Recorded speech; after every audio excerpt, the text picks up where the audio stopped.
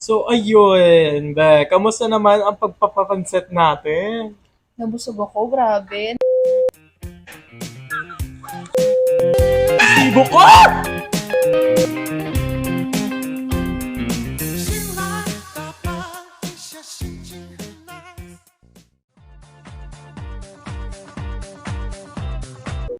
Ang pansit ay isang putahe na di mawawala sa handaang Pinoy, simple man o magara. Bakit nga ba kasama lagi ang pansit? Saan ba ito nanggaling? Pero hindi lang isang klase ng paset ang pwede ihain. Bakit nga ba napakadaming version nito sa buong bansa? Mula Pansit Canton hanggang Malabon. Tara na! Kain! This is it! Pansit! Ang pansit ay nagsimula sa salitang Hokkien na pian isit, na ibig sabihin ay convenient, madaling lutuin, madaling kainin. Ang sabi nila, nagmula ang pansit sa mga Chinong mangangalakal na binao nito mula China. Ngunit nahirapan sila makahanap ng sangkap, kaya imbis na harina, gumamit sila ng noodles na gawa sa bigas. Mas madali siya lutuin, pati na din haluan ng iba't ibang sauce at sangkap na sumasakto sa iba't ibang panlasa. Hanggat sa naging patok siya sa mga Pinoy at Kastila. Sa Cavite, may iba't ibang klase pa ng pansit na dito lang mahahanap. Dumayo kami sa Asyong Caviteño Restaurant kung saan matitikman ang tinatawag na pansit ng mga taga-nayon. Nagsimula ang Asyongs noong 1960s sa Cavite City. To be exact, 1959 December, because of a big fire that destroyed the commercial area of Cavite City. The following month, naging karinderya na siya. Being poor, being masipag, industrious, at sikat sila, alam nila ang nuances ng Caviteño food. They can think of ways and means on how to create a dish. Ano-ano nga bang klase ng pansit ang dito lang matatagpuan? Isa sa mga original recipe nila ay ang pansit pusit o kaya naman ay tinatawag na Pansit choco and sutinta. Kasi Chabacano ang salita sa amin ng dialect. It used to be a soup. Ganyan-ganyan siya pero masabaw. Ginawa ko siyang pansit kasi to give Cavite its own pansit. may dalawa pang espesyal na pansit na may kakaiba namang sahog na gulay. Puso ng saging at isa naman ay kinalaw na papaya ang ginamit na sangkap. Pansit ko ng Rosario at saka Cavite City. Ano nga po? Pansit puso ng saging. Ayan no, yung makikita mo sa ibabaw. Ito rin, pansit ng Rosario, Cavite. Siya ay pansit kilawin. Kilawing papaya na may galunggong flakes. Hindi kasing kilala ang mga ganitong klase ng pansit na ipinagmamalaki ng Cavite. Hindi kasing sikat tulad ng pansit Malabon o pansit Habhab.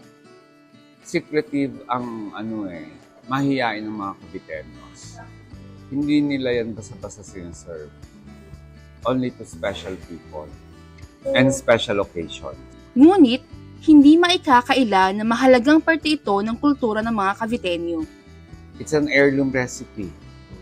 In the next few years, in the next few generations, baka hindi nakilala yan ng mga bata. I am a vanguard of heirloom recipes kasi it's real food eh. It made my family the good people that they were by eating simple but with nutrient ingredients, delicious food. It's real food. It's special dahil dito ka lang makakatikim yan.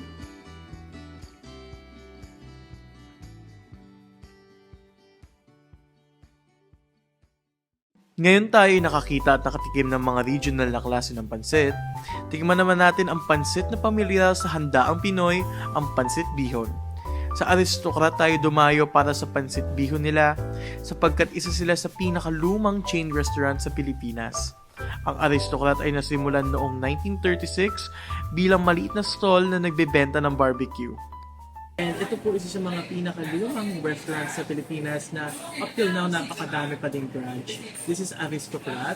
Since 1936, isa po ito sa mga recipes nila for pancit.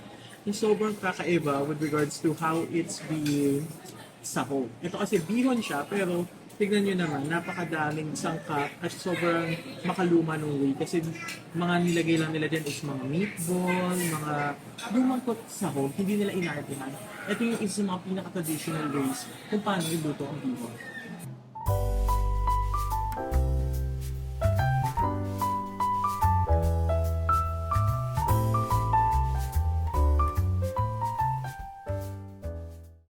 Sa ating pagbisita sa iba't ibang pansiteria, tayo ay napunta naman sa oldest standing restaurant ng bansa, Antojo Pansiteria Antigua. Ito ay located sa oldest Chinatown sa buong mundo, ang Binondo, Manila. Tinayo ang Toho noong 1888 pa lamang. Iilan sa mga sikat na customer nila ay ang ating pambansang bayani na si Dr. Jose Rizal, pati na din ang ama ng Katipunan na si Andres Bonifacio. Halina tikman natin ang tradisyonal nilang pansit canton, pati na din ang pansit lohan chay.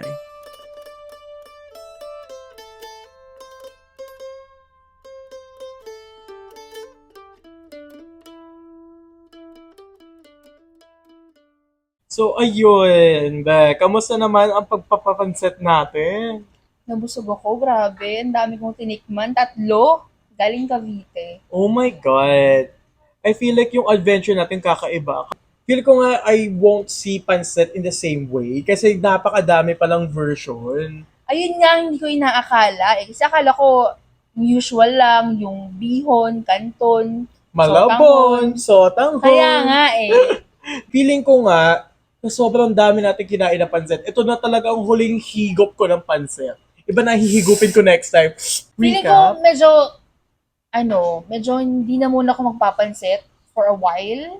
Sobrang haba na ng buhay ko ngayon. Sobrang Feeling ko. haba, Be. Diba? Ang dami ko kasing nakain eh. Feeling ko aabot ako ng 45. Grabe naman 45, grabe. Pero gets ko na talaga kung bakit sobrang ingrained sa ating society and culture ang pancit. Kasi imagine, dati pa lang may pancit na. Si Rizal sumihigop din ng pancit. Tsaka dun nakikita yung pagka-diskarte natin pagdating sa mga sangkap. Totoo. Diba? Kasi kung walang gantong sangkap, okay lang napalitan ng ganto. Diba? So, ayun. Thank you so much, guys, sa pagpapakinig at sa pagtitingin ng aming documentary. Ako muli si Echo. Kasi Sam, And we're so happy to show you our documentary titled This Is It, Pancit!